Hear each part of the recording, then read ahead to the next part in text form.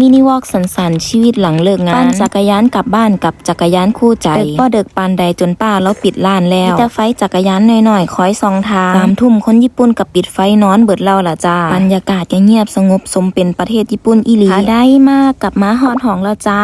เฮ้ยมื้อนี้ก็เมื่อยแล่เลยจ้าเปิดปีใหม่มาอาทิตย์แรกก็เอาเรื่องอยู่เด้อาจจะเป็นเพราะว่าหยุดปีใหม่ไปโดนร่างกายบ่ชินฟ้าวเก็บกระเป๋าฟ้าวเปลี่ยนเสื้อผ้าก่อนน่ะมื้อนี้ภารกิจอีกยาวไกลซุมื้อนี้สัวสิกลับฮอดห้องเกียบ3 ทุ่มครึ่งซุมื้อยืนเฮ็ดงานมาเบิดมื้อแล้วฮอดห้องก็บ่ทันได้นั่งพักอยู่ต้องขออภัยข้างห้องเด้อจ้าซักผ้าเด้อ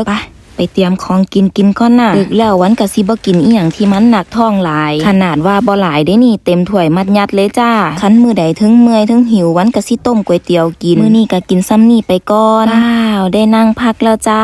วันก็สิโทรหาอีแม่ซื้อมื้อนี้จังใดเพิ่นรับโทรศัพท์เร็วดูน่ะรับโทรศัพท์จากลูกสาวอยู่เด้น่ะนั่งพักบ่ทันโดนมาล้างอับ